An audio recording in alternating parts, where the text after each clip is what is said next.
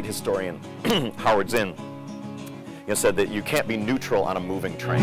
It's in the grain of the wood, it's in the needle's rust, it's in the eagle's claw, it's in the eyes you trust, it's in the jackal's dreams, it's in the sleet and the hail, it's in the unmarked box, came today in the mail.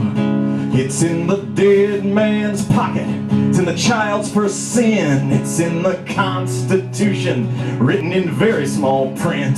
It's in Colin Powell's lies, it's in the shaman's trance, it's in the cellar waiting, and it's in the best laid plans. Now we could cut and run, take half the blame, but don't stop now, that's why we came.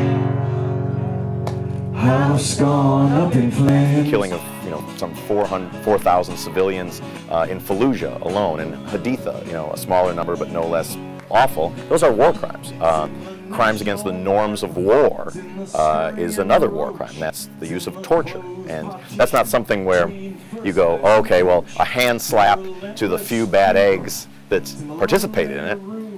The people responsible at the top are guilty of war crimes. It's in the rich man's dreams, it's in the poor man's hands, it's in the body bags along the Rio Grande, it's in the evening shade, it's on the zealot's tongue, it's in the widow's tears, and it's in the miner's lungs. Now we could cut and run, take half the blame, but don't stop now, that's why we came. House gone up in flames.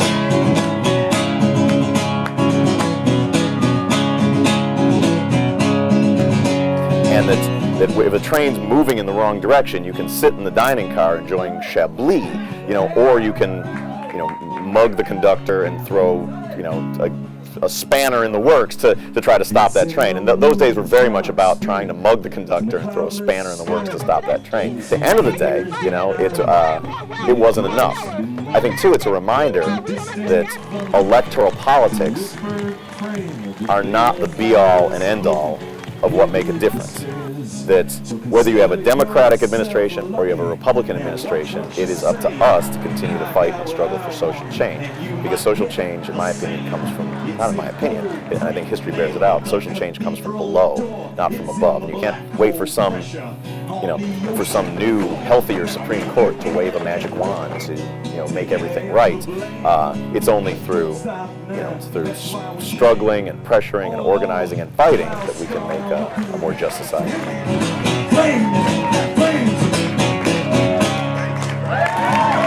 Part of what I try to do at the Hotel Cafe shows and other similar shows that I've done like that, whether it's at South by Southwest or whether it's at the Knitting Factory and the protests around the Republican National Convention, it's to, on one night in one place, try to create a little bit of the world you'd like to see, where it's artists donating their time, where it's opinion the converted need a good strong kick in the ass. Because during these troubled times, it still comes as a surprise to me that barricades are not thrown up in the streets and that the White House is not ringed with pitchforks and torches.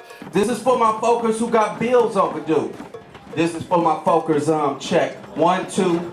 This is for my folkers never lived like a hog, me and you, toe to toe. I got love for the underdog.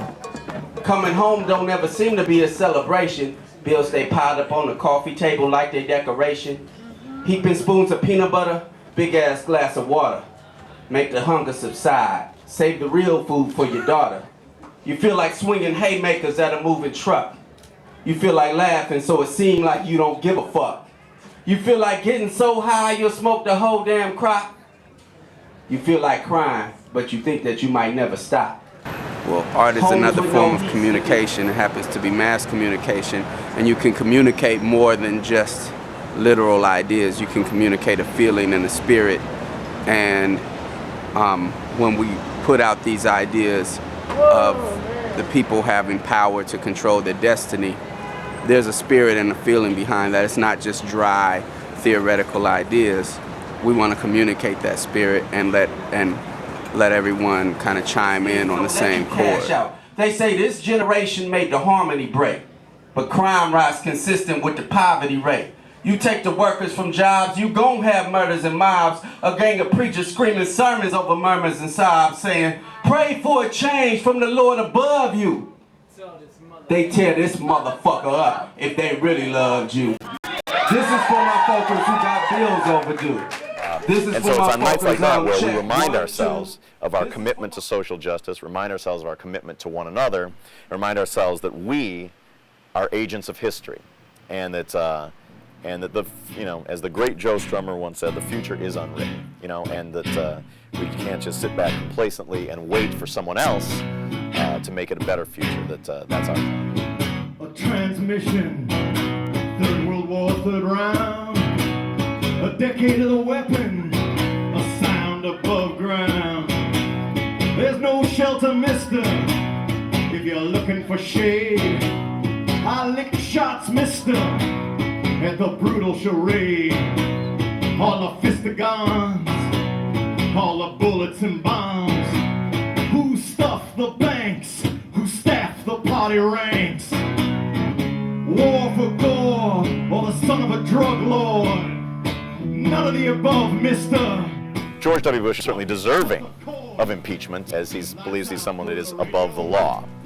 You know, as we discussed earlier, I also believe he's guilty of war crimes, and war crimes are not impeachable offenses. All hell can't stop us now.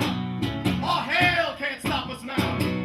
All hell can't stop us now. War crimes tribunals and history are in the hands of the victors and not the vanquished.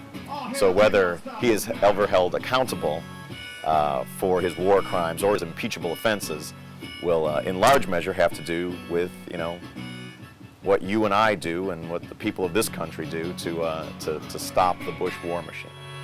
Thank you very much. I'm the Night Watchman. Thank you.